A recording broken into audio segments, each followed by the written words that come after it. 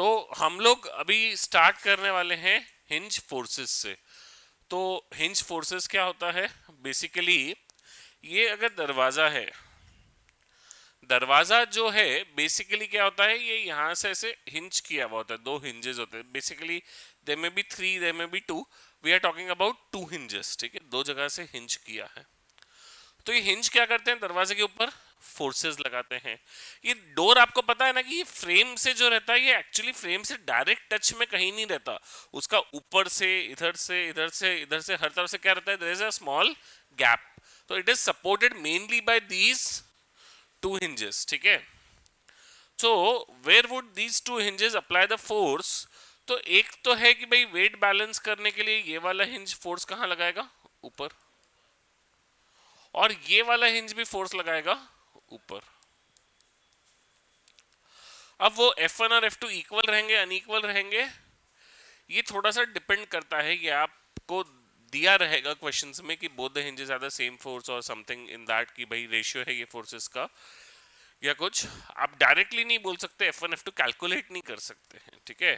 तो दोनों फोर्स लगाएंगे, फोर्स अप वर्टिकली, और क्या हो जाएगा basically, F1 plus F2 equals to mg।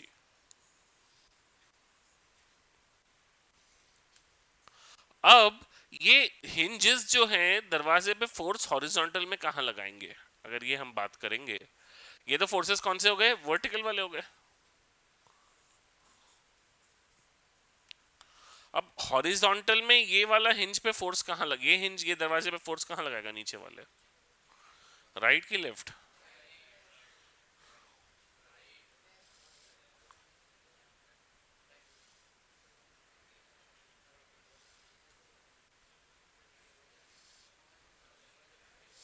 कहाँ लगेगा, राइट की लेफ्ट?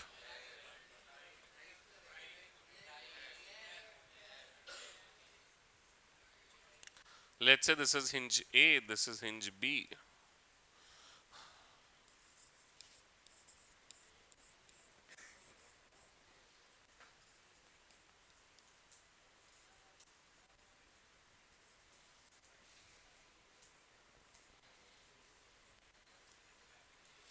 क्या होगा, दरवाजे पे बात कर रहे हैं हम, डोर पे फोर्सेस कहाँ लगेंगे, एट एंड ए कहाँ लगेगा, लेफ्ट की लगेगा कि right? Due to A hinge A कहाँ लगेगा, लेफ्ट की राइट?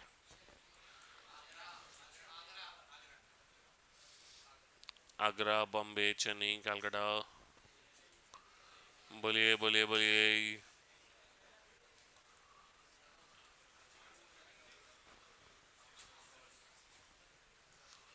कहाँ लगेंगे हॉरिजॉन्टल फोर्सेस?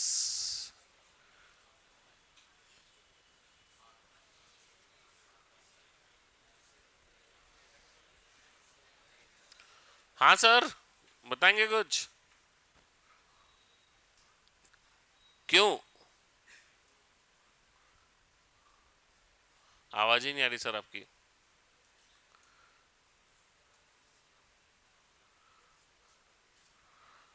ठीक है, कुछ कुछ तो सर सही बोल रहा है, ऐसा मुझे उनके एक्शन से लग रहा है। आवाज तो मुझे कुछ आई नहीं सर की, बट कुछ कुछ सर सही बोल रहे हैं ऐसा लग रहा है। हाँ सर बताइए, कहाँ लगेंगे फोर्सेस? Left and right. तो करेक्ट है, A is correct, left and right. आप इमेजिन करिए, आप सोच के देखिए कि अगर दीवार को गेट आप लगा रहे थे, अगर आप गेट को फिक्स कर रहे थे वॉल से, आपने नीचे वाला हिंज लगाया, ऊपर वाला नहीं लगाया। तो अगर ये डोर है, इसको आपने नीचे से हिंज किया है, ऊपर से हिंज नहीं किया, तो ये क्या होता है, कैसे गिरता है, ऐसे गिरता है, ऐसे गिरा हुआ रहता है थोड़ा सा, ये ऐसे गिरता है ना। तो ऐसे गिर रहा है मतलब क्या है कि ये ऊपर वाला हिंज ऐसे गिरने से रोक रहा है। तो वो फोर्स कहाँ लगा रहा होगा, लेफ्ट, यानी अगर ऐसे देखेंगे तो वो ऐसे लगाया तो वो ऐसे गिरेगा। तो ये वाला हिंज कहाँ फोर्स लगा रहा होगा, इधर। तो ये हिंज पे फोर्स लगता, ये हिंज के वजह से डोर पे फोर्स लगता है लेफ्ट। अब आप सोचिए कि कभी किसी ने अगर लगाते समय ऊपर वाला हिंज पहले नहीं लगाया, यानी नीचे वाला नहीं लगाया, पहले ऊपर वाला लगा दिया, तो क्या होगा, ये दरवाजा ऐसे आ रहा है, ये इसको कैसे कर रहा है, हिंज कैसे कर रहा है, ऐसे सपोर्ट कर रहा है, यानी ऐसे पुश कर रहा है, it is pushing to the right. इसको देखने का एक दूसरा भी तरीका था समझने का। हॉरिजॉन्टल में मैंने ऊपर भी F3 लिखा, नीचे भी F3 लिखा। हॉरिजॉन्टल में कोई और फोर्स है क्या? नहीं। नेट फोर्स क्या होना चाहिए? जीरो, क्योंकि दरवाजा जब आपने फिक्स कर दिया तो इट इज एट रेस्ट। तो इसके लिए लेफ्ट में इधर F3 लगेगा, तो इधर नीचे भी क्या लगेगा? राइट में F3 ही लगेगा। तो ये हमारे फोर्सेस क्या हो जाएंगे इसके साथ? बैलेंस्ड हो जाएंगे। क्लियर है? तो एक इक्वेशन तो वर्टिकल की force balance F1 plus F2 is equals to mg। दूसरी equation horizontal force balance F3 is equals to F3। Third equation is torque balance. किस पॉइंट के अबाउट टॉर्क बैलेंस करूं? कोई भी एक हिंज के अबाउट। हिंज के अबाउट टॉर्क बैलेंस करेंगे। हिंज के अबाउट क्यों टॉर्क बैलेंस करेंगे? हिंज के अबाउट टॉर्क बैलेंस करने का फायदा क्या है? बेसिकली उस हिंज पे लगने वाले सारे फोर्सेस का टॉर्क क्या हो जाएगा? Zero. Let's say I decide to do the torque balance about this hinge, this point. तो F2 का टॉर्क जीरो, F3 का टॉर्क जीरो,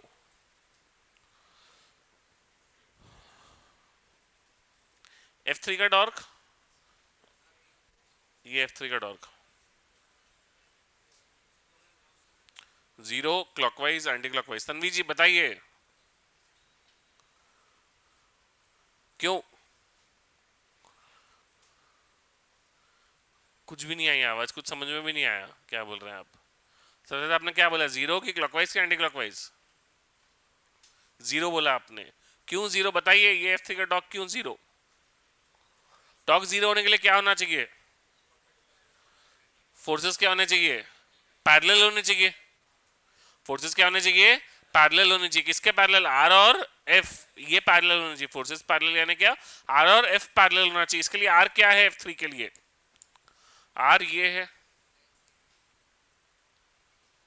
ये आर है, ये F3 है। क्या ये दोनों पैरेलल है? क्या ये दोनों पैरेलल है? नहीं। तो क्या ये टॉर्क जीरो करेंगे? नहीं। तो F3 will not have zero torque. What torque it will have? Clockwise का anti clockwise? F3 will have a anti-clockwise torque। बहुत बढ़िया। F1,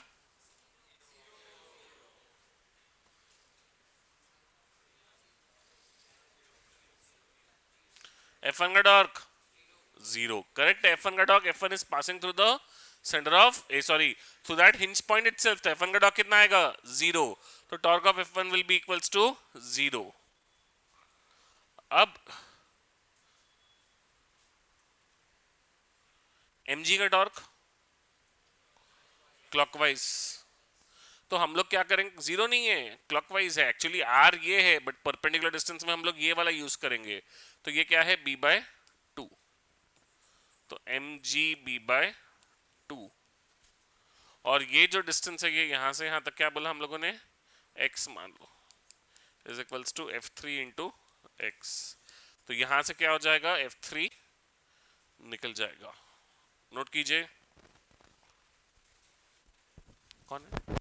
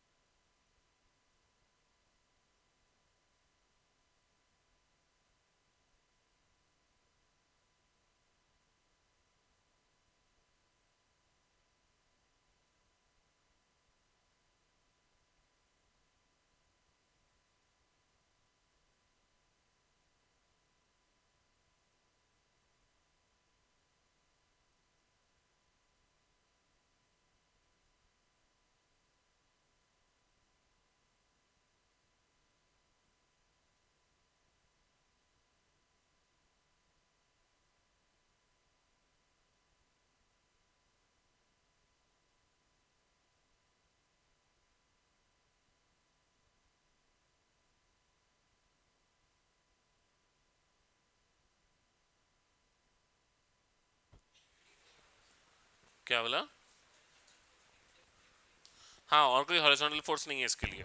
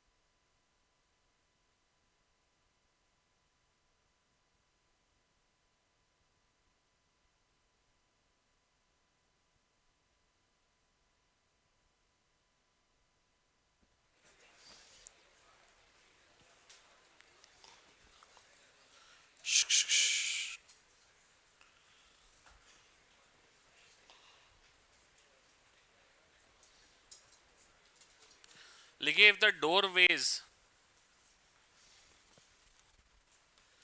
50 kgs, if the door weighs 50 kgs and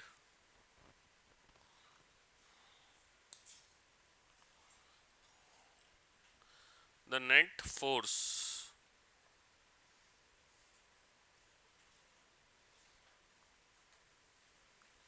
and the net hinge force is same at both the hinges,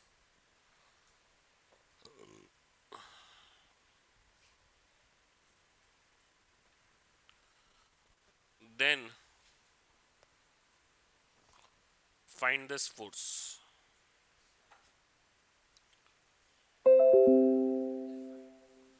Find this force, hinge force निकालना है हमें कितना है.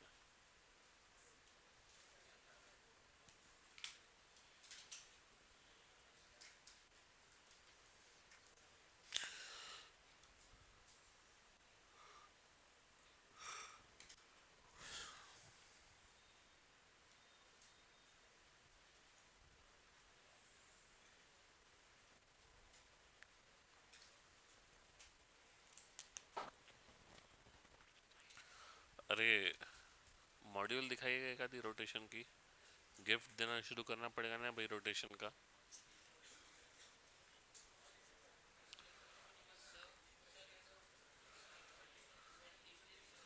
हाँ, rotation in TP is rotation, full rotation, whatever we cover till Friday। अरे sir ये नहीं है ना, ज़्यादा आगे चले गए आप। वो पास कर।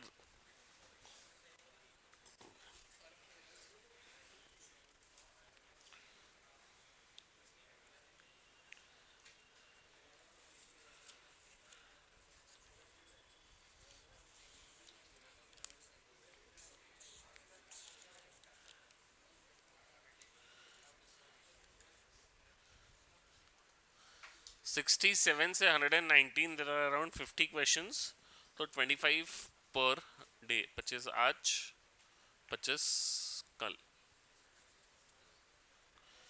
119 तक कंप्लीट करने हैं 67 से। परसों हम लोग पूरा 67 से 119 डिस्कस करेंगे मॉड्यूल में। पास करे बेटा उधर, साहिल उधर दे।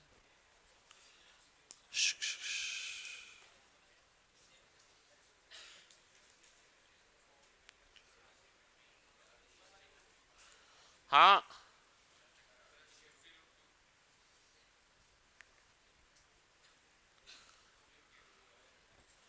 क्या है हिंज फोर्स? 250। अरे सर 250 तो वर्टिकल फोर्स हुआ, हॉरिजॉन्टल भी तो फोर्स लगेंगे। अच्छा हॉरिजॉन्टल क्यों रहेगा? अगर दोनों भी F3 दोनों जीरो नहीं हो सकते क्या? दोनों जीरो क्यों नहीं हो सकते? अच्छा चलिए ये बताइए, दोनों F3 जीरो क्यों नहीं हो सकते? दोनों F3 जीरो हो गए तो क्या प्रॉब्लम है? देखिए जब आप ऊपर वाले पॉइंट के ऊपर बैलेंस करेंगे, F1 और F2 का डॉग तो क्या हो गया? जीरो हो गया। F3 जीरो है, ये भी F3 जीरो है, इनके भी डॉग क्या हो गए? जीरो। तो mg का डॉग क्या हो गया? Non zero. अब वो बैलेंस कैसे होगा जब तक दूसरा टॉक नहीं लगेगा? mg के टॉक को बैलेंस करने के लिए एक ना एक टॉक आना जरूरी है। इसके लिए एक F3 का नॉन जीरो होना जरूरी है। अब जैसे ही हमने उसके अबाउट बैलेंस किया, नीचे वाला F3 नॉन जीरो हो गया। अब जैसे ही ये वाला F3 राइट में लगना शुरू हो गया, उसका फोर्स बैलेंस करने के लिए ऊपर वाला F3 लेफ्ट में लगना शुरू होगा। तो आप हॉरिजॉन्टल फोर्सेस को जीरो नहीं कर सकते सीधा।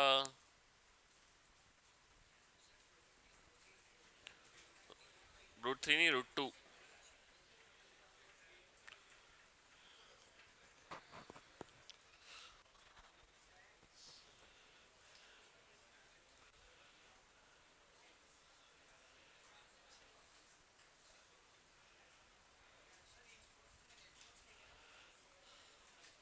हाँ, हिंज फोर्स नेट फोर्स रहेगा। देखिए अब दोनों फोर्सेस सेम में, हमें पता है हॉरिजॉन्टल के फोर्सेस सेम रहते हैं, तो वर्टिकल के भी सेम रहने चाहिए, तभी नेट सेम रहेगा। तो वर्टिकल में दोनों में कितना आ जाएगा? 250 और 250। क्यों? क्योंकि वेट कितना है? 500। अब जब आप हॉरिजॉन्टल में फोर्सेस लगाएंगे तो क्या होगा? इस पॉइंट के बाद टॉर्क बैलेंस करेंगे हम लोग। ये वाला हिंज कहाँ लगाने वाला है फोर्स? इस तरफ। ये वाला इंच पे कहां लगने वाला है? इस तरफ। अब ये पॉइंट के अबाउट इस F3 का टॉर्क क्या हो जाएगा? F3 इंटू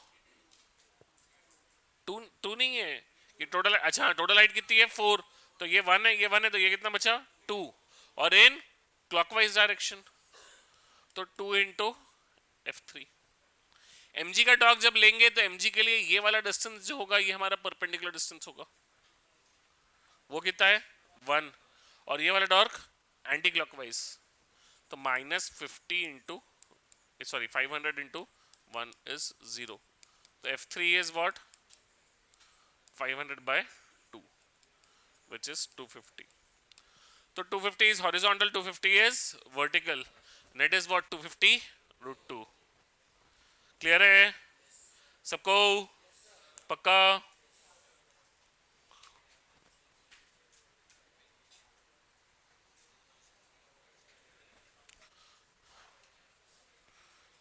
हाँ, अगला सवाल।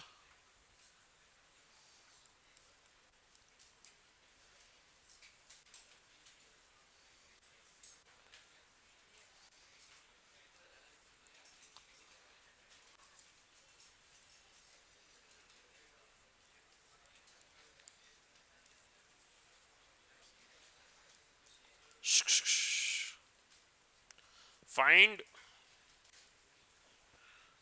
TA and TB. Find TA and TB.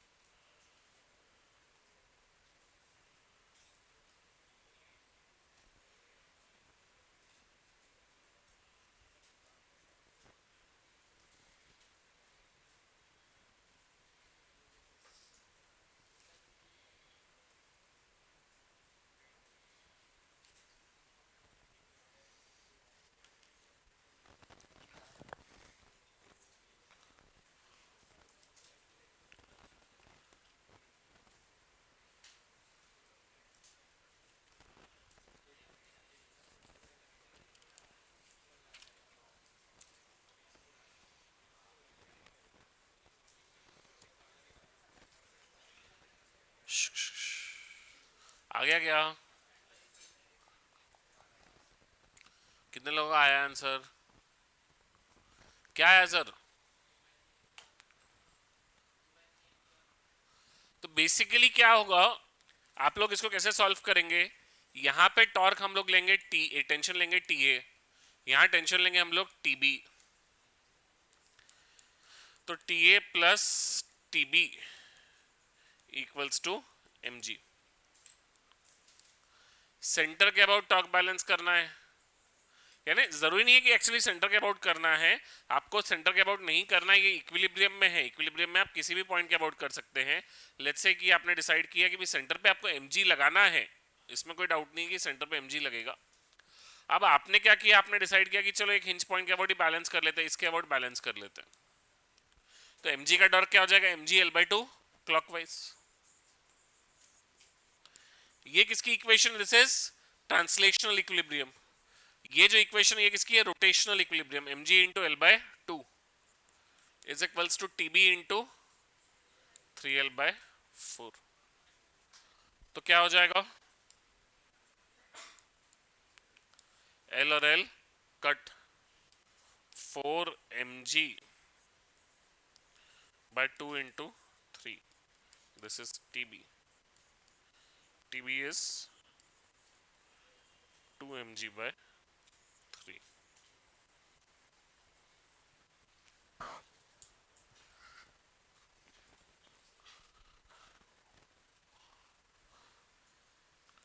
Clear है सबको?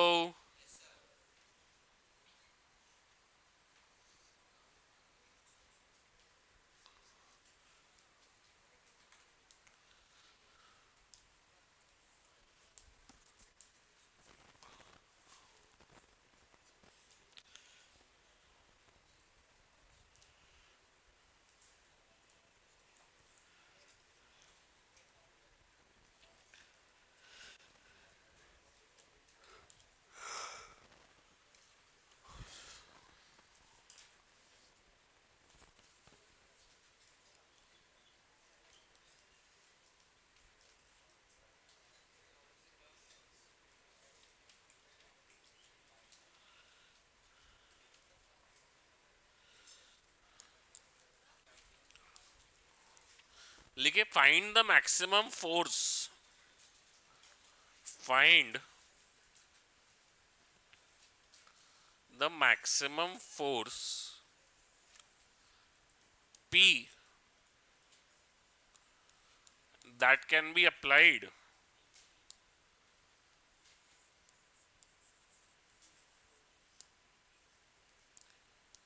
so that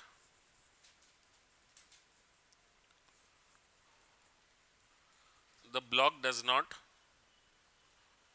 rotate.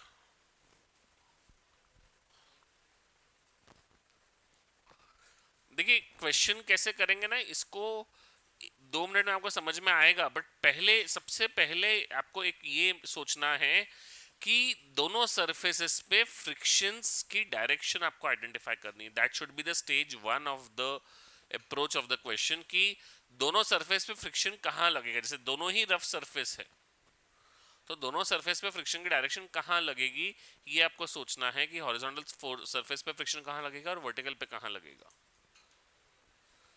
नॉर्मल तो ऑब्वियस है, नॉर्मल में तो कोई बहुत बड़ा डिफिकल्टी है ही नहीं, कहाँ लगेगा। नॉर्मल के डायरेक्शन तो स्टैंडर्ड है, तो आप N1 N2 दो नॉर्मल्स तो लगा लोगे। अब फ्रिक्शन कहाँ लगेंगे उनके वजह से, ये आपको सोचना है।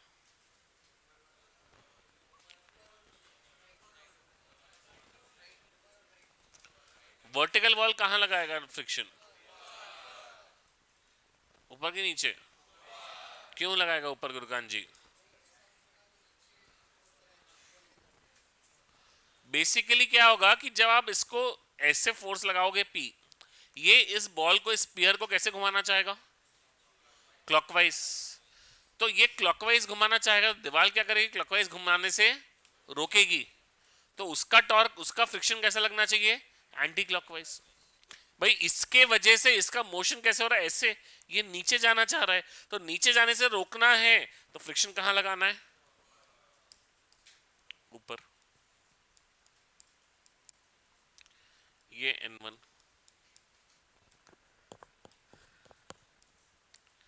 यहां पे ये N2। जमीन पे फ्रिक्शन राइट की लेफ्ट?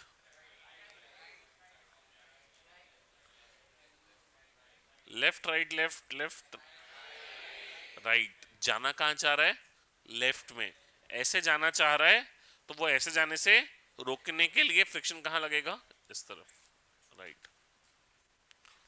तो अब फोर्सेस तो आपने ये कर लिए, बहुत ही बढ़िया। अब दूसरा क्या हो जाएगा? अब सेकंड स्टेज क्या है? अब हमें क्या चाहिए? मैक्सिमम फोर्स चाहिए। तो मैक्सिमम फोर्स के लिए क्या हो गया?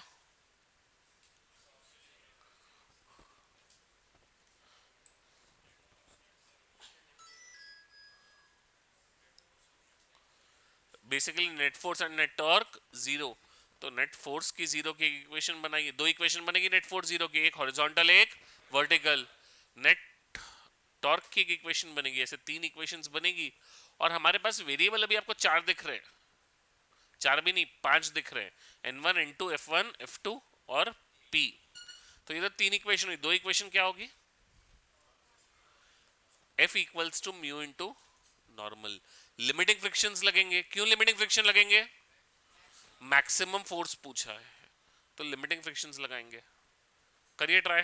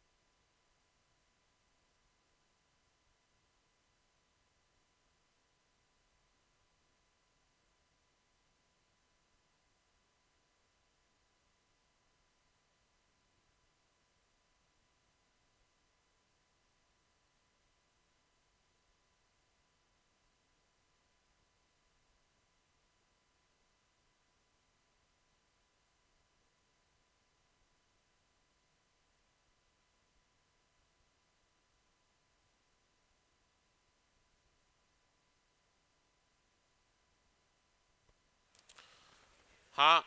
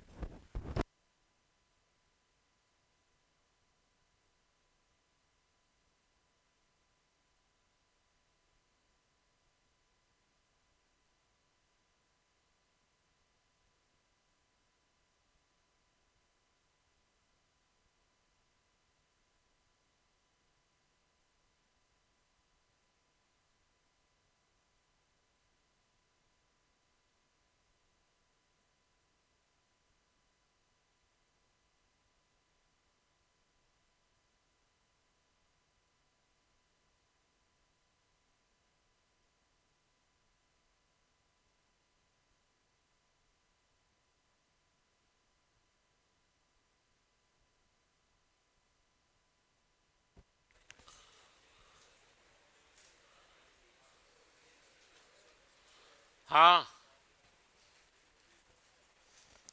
क्या होगा? फोर्स बैलेंस की इक्वेशन क्या बनेगी? P plus F1 plus N2 is equals to mg। Horizontal की इक्वेशन क्या बनेगी? N1 is equals to F2। N1 is equals to F2 क्या हो जाएगा? Mu is what? Half into N2। तो N2 इज व्हाट? 2 N1। अब F2 क्या हो जाएगा? Mu which is what? Half into N2। अरे सॉरी, ये तो वही इक्वेशन बन जाएगी।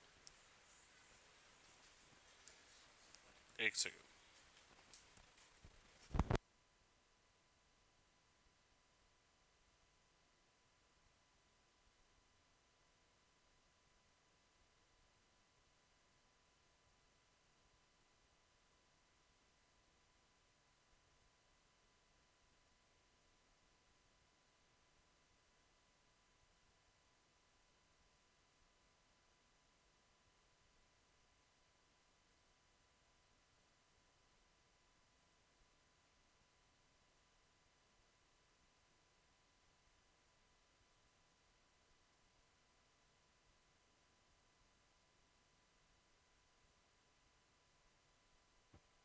हाँ, N1 इक्वल्स टू F2 से हमने ये इक्वेशन बनाई। F2 को हमने क्या लिखा? Mu into N2। तो हमारा N2 इज इक्वल्स टू क्या आ गया? 2 N1। और F1 is equals to what? Mu N1। तो F1 is equals to what? N1 upon 2। तो ये इक्वेशन में सब्सटीट्यूट किया। P plus F1 is what? N1 by 2 plus N2 is what? 2 N1। This is equals to mg। तो ये क्या हो गया? P plus 5 N1 by 2 equals to mg।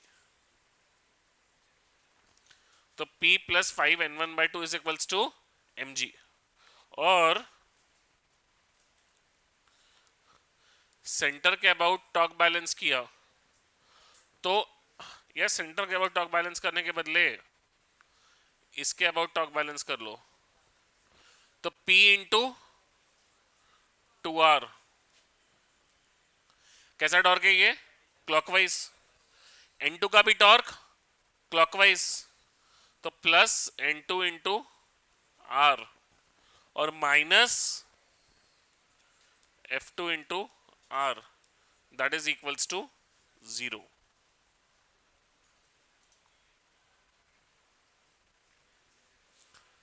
तो ये 2P plus N2 minus F2 क्या है? Mu into N2। तो N2 bye 2 is equals to 0। बराबर हुआ है क्या? कुछ गड़बड़ हुआ ऐसा लग रहा है मेरे को।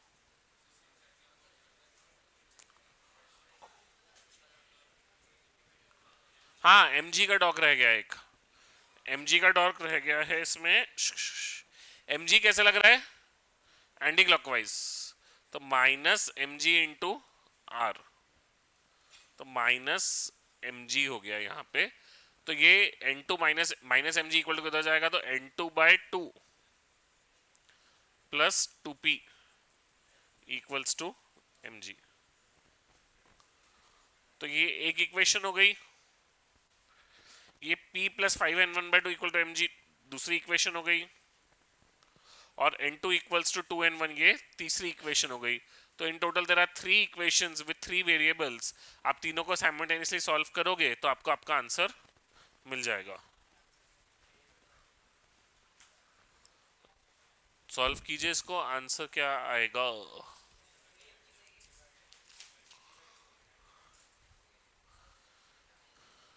हाँ, 3m, एक तो 3mg/8 आएगा।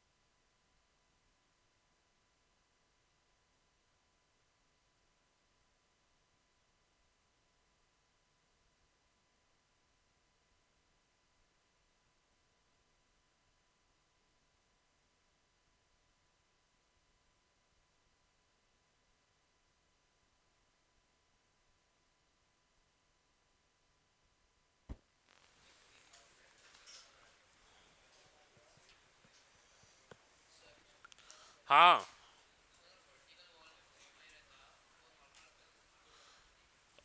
वर्टिकल वॉल अगर फ्रिक्शनलेस रहती थी तो नॉर्मल बिल्कुल लगता है नॉर्मल, क्योंकि नॉर्मल अगर नहीं लगता तो F2 को बैलेंस कैसे मिलता था? F2 को बैलेंस करना है हॉरिजॉन्टल में तो नॉर्मल लगना जरूरी है, तो वो कांटेक्ट है तो नॉर्मल लगेगा। हॉरिजॉन्टल में अगर फ्रिक्शनलेस रहता था तो फिर ये वाला नॉर्मल नहीं लगता था, क्योंकि वो नॉर्मल तो उसको क्या कर लेता था, मूव करा लेता था। जैसे ही मूव करेगा तो कांटेक्ट छूट जाएगा, तो नॉर्मल एग्जिस्ट ही नहीं करेगा। तो इसके लिए वो नॉर्मल भी फिर क्या होता था? जीरो। जमीन अगर फ्रिक्शनलेस रहती थी तो, ऑन दैट आइडियल केस।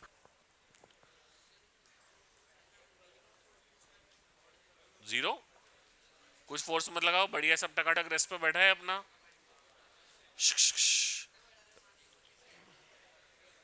किसी एंगल पे डिस्क को, के एंगल का क्या मीनिंग है? डिस्क है ना। अरे क्या चीज है एंगल पे, मैं अभी भी नहीं समझा।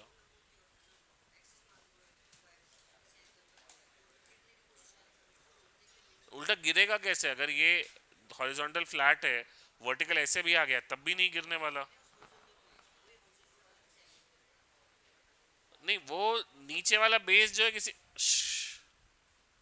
करना वही है बेसिक, फिर तेरे को पूरा वापस सॉल्व करना पड़ेगा। वो क्वेश्चन ही अलग हो गया। उसको वापस वही फोर्स बैलेंस और टॉर्क बैलेंस करना पड़ेगा, किस तरीके से कौन सा एंगल पे दिया है। हम लोगों ने पुलिस वाले सिस्टम नहीं किए ना अभी तक। नहीं।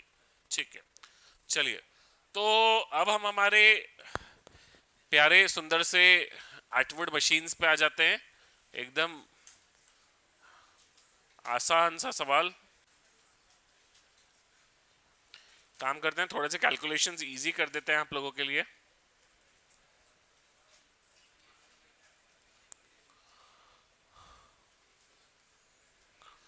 अब ये एक मास m है, ये एक मास 2m है। हमें क्या करना है? दोनों का एक्सेलरेशन निकालना है। But the twist is this pulley has a mass 2m and this pulley has friction, ठीक है। तो अभी तक हमारा पुली मासलेस और फ्रिक्शनलेस थे, अभी हमारे पुली को मास और फ्रिक्शन दोनों है। जब मास आएगा पुली का तो साथ में फ्रिक्शन लेना जरूरी है, आप फ्रिक्शन को इग्नोर नहीं कर सकते। क्यों नहीं इग्नोर कर सकते, क्या होगा? देखिए कंस्ट्रेंट रिलेशन आज भी हमारा वैलिड है। कंस्ट्रेंट रिलेशन में कोई ये नहीं है कि भाई अगर इसकी एक्सेलरेशन ए नीचे रहेगा, सॉरी इसका एक्सेलरेशन ए नीचे रहेगा तो इसका एक्सेलरेशन आज भी क्या रहेगा, ए ऊपर, क्योंकि रस्सी की लेंथ बदल नहीं सकती। तो this is very much still today valid, कोई दिक्कत नहीं है। बट क्या होगा, इमेजिन करिए कि ए से नीचे जाना चाहेगा कि ए से ऊपर जाना चाहेगा, तो ये डिस्क क्या करेगी, रोटेट करेगी। ये डिस्क जैसे ही रोटेट करना शुरू करेगी तो इसको रोटेट कराना है तो क्या चाहिए, टॉर्क चाहिए। अब आप आपके पुराने ज्ञान से बोलोगे सर यहां से टेंशन टी लग रहा नीचे, तो अरे वाह ये क्लॉकवाइज टॉर्क लगा रहा है, बट वैसे ही यहां पे भी टी लग रहा नीचे, तो ये एंटी क्लॉकवाइज टॉर्क निकाल लगा रहा है। दोनों टॉर्क ने एक दूसरे को क्या कर दिया, बैलेंस कर दिया। तो नेट टॉर्क तो क्या हो गया, जीरो। तो वो गोल तो घूमनी नहीं चाहिए। तो हुआ क्या कि ये जो सरफेस है इसका ये रफ है, उसके वजह से क्या हुआ कि यहां पे जो टेंशन था वो अगर T1 था तो इधर का टेंशन T1 नहीं था, इधर का टेंशन T2 था। वो चेंज क्यों आया, क्योंकि बीच में वो रस्सी के हर एंड पे क्या लग रहा था, फ्रिक्शन लग रहा था। तो उसके वजह से रस्सी के ये एंड से ये एंड में टेंशन में क्या आया, चेंज आया। अब ये टेंशन का चेंज आने की वजह से तो ये क्या होगा कि भाई ये अगर ऐसे एक्सेलरेशन ए नीचे है तो आप इमेजिन करो तो डिस्क कैसे घूमेगी, ऐसे घूमेगी। तो इसको अल्फा भी जो मिलेगा वो ऐसे मिलेगा। तो T1 जो आएगा वो आपका बड़ा आएगा, T2 जो आएगा वो आपका क्या आएगा, छोटा आएगा। क्लियर है? अब हम जब इक्वेशंस लिखेंगे तो इसकी टॉर्क की इक्वेशन लिखेंगे, इसकी ट्रांसलेशन की लिखेंगे, इसकी ट्रांसलेशन की लिखेंगे। कितनी इक्वेशंस हो गई, तीन। अननोन्स कितने हो गए, T1 T2 ए अल्फा, चार वेरिएबल्स है। इक्वेशंस कितनी है, तीन। तो चौथी इक्वेशन कहां से आएगी,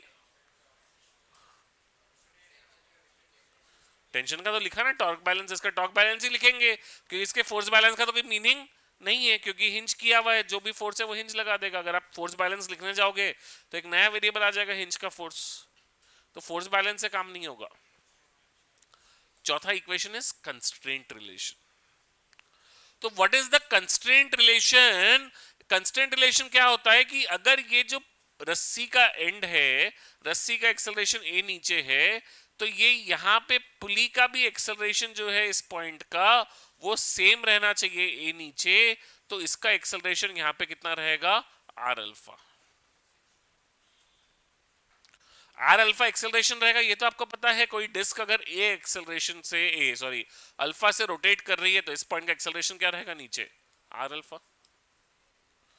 तो हमने क्या बोला, डिस्क के इस पॉइंट का एक्सेलरेशन आर अल्फा है, तो will say R alpha is equals to A. That is my fourth constraint relation. आप बोलोगे सर यही पॉइंट के लिए क्यों लगाया, इसके लिए क्यों नहीं लगाया, इसके लिए लगा लीजिए। इसके लिए आर अल्फा कहां पे रहेगा, ऊपर।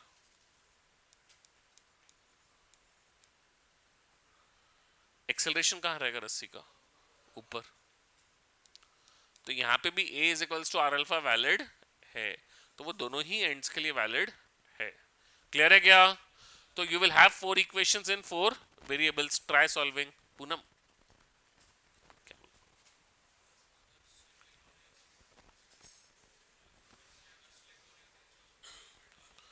हाँ करेंगे, वो भी आएगा।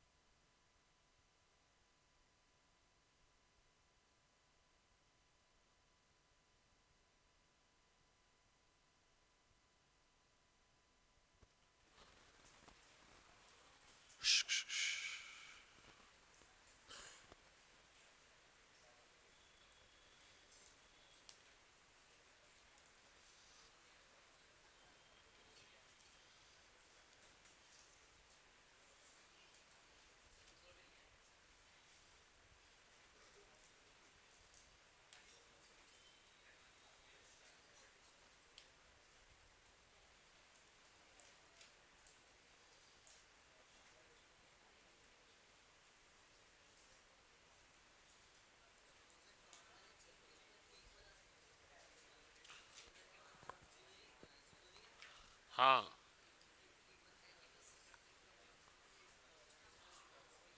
फ्रिक्शन का टॉर्क नहीं है। T1R T2R is equals to I alpha.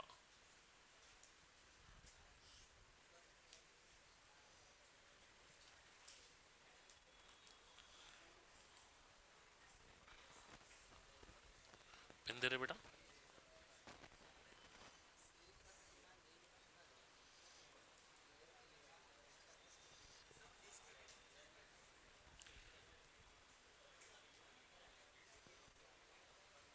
हाँ, डिस्क है, डिस्क है।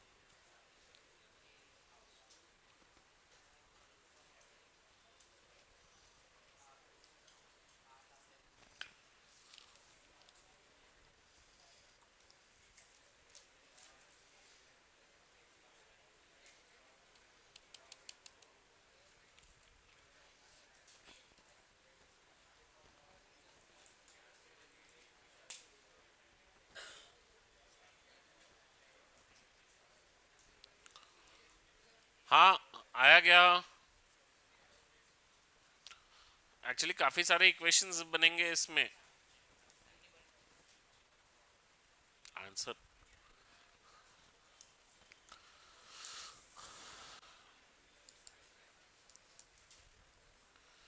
क्या होगा इसमें? ऊपर T2 minus mg is equals to ma। उसके लिए क्या हो गया? T1 minus 2mg is equals to 2m into minus A. Torque की इक्वेशन लिखेंगे T1R minus T2R is I alpha.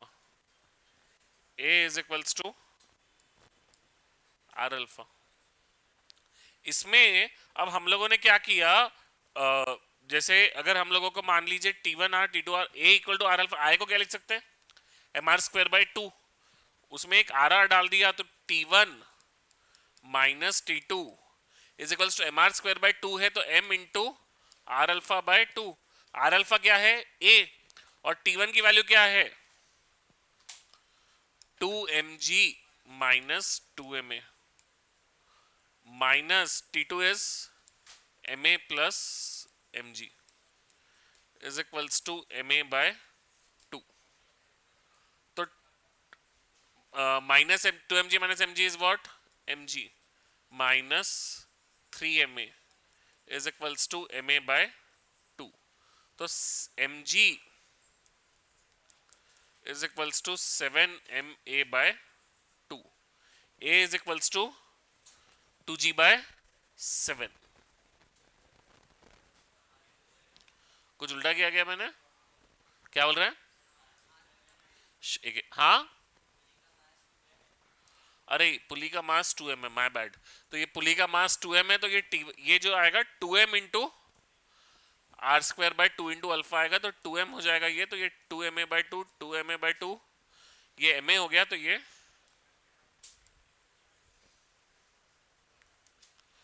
4ma हो गया। तो a is equals to g/4।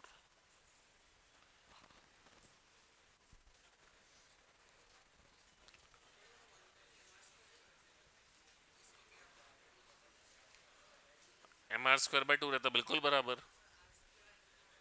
तो एक आर कट किया ना उधर से, T1R T2R था उसमें का एक आर कट किया ना, एक आर उससे।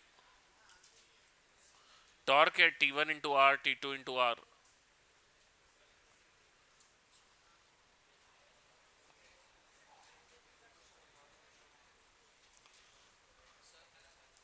हाँ, टॉर्क वाली इक्वेशन कैसे लिखी? देखिए हमने अल्फा कैसे लिया है, क्लॉकवाइज। तो अल्फा अगर क्लॉकवाइज है तो torque equals to I alpha, equation लिखा है ना हम लोगों ने, नहीं किया है क्या? थोड़ी सी खिचड़ी हो रखी है, तीनों बैच में अलग अलग चीजें चल रही है, इसके लिए मैं बैठ। तो चलिए हम लोग अभी बता देता हूं मैं 2 मिनट में कहां से इक्वेशन। बेसिकली एक इक्वेशन जैसे हमारा F इक्वल्स टू ma होता है, फोर्स का इक्विवेलेंट इज टॉर्क, मास का equivalent is I and A का इक्विवेलेंट इज अल्फा। तो we have a equation which is torque is equals to I alpha. अभी तक शायद आपने वो इक्वेशंस हम लोगों ने जहां पे टॉर्क निकाला था वहां तक के क्या, वहां पे हर जगह पे बॉडी क्या थी, रेस्ट पे थी, तो अल्फा क्या था, जीरो था। तो टॉर्क को हम लोग क्या कर रहे थे, इक्वल्स टू जीरो कर रहे थे रोटेशनल इक्विलिब्रियम में। ये वो केस हो गया जब बॉडी रोटेशनल इक्विलिब्रियम में नहीं है, it is not in rotational equilibrium. तो अगर ये रोटेशनल इक्विलिब्रियम में नहीं है तो टॉर्क किसके बराबर है, I इंटू अल्फा के बराबर होता है। अब इसकी इक्वेशन कैसे लिखी जाती है, तो हमने अल्फा कैसे माना, ऐसे माना। क्यों अल्फा ऐसे माना, क्योंकि हम बोल रहे डिस्क कैसे रोटेट कर रही है। तो ये जो अल्फा माना है कैसा माना है, क्लॉकवाइज। मतलब हम क्लॉकवाइज टॉर्क को क्या लेंगे, पॉजिटिव, और एंटी क्लॉकवाइज टॉर्क को निगेटिव। कल जाके आप अल्फा ऐसे नहीं मानते, उल्टा मानते, तो आप एंटी क्लॉकवाइज टॉर्क को पॉजिटिव, क्लॉकवाइज टॉर्क को निगेटिव। तो अब इसको ऐसे माना है अल्फा, तो क्लॉकवाइज टॉर्क क्या है, T1 का है। T1 का टॉर्क कितना है, T1 इंटू आर। इसके ऊपर और ये 2mg का टॉर्क लग रहा है क्या इसके, नहीं, वो क्या है, जीरो। क्यों, क्योंकि मैं किसके ऊपर टॉर्क बैलेंस कर रहा हूं, सेंटर के। हिंज का टॉर्क जीरो इज इक्वल, इधर इसका टॉर्क T2 इंटू आर। ये कैसा है, एंटी क्लॉकवाइज। तो T1r minus T2r is equals to what, I into alpha. तो ये इक्वेशन आ गई हमारी। Torque equals to I alpha कहां से आया, इसको हम लोग और थोड़ा एलॉबरेटली अगले सेशन में देखेंगे कल वाले, और उसी के क्वेश्चंस हम लोग कुछ अगले क्लास में और करेंगे।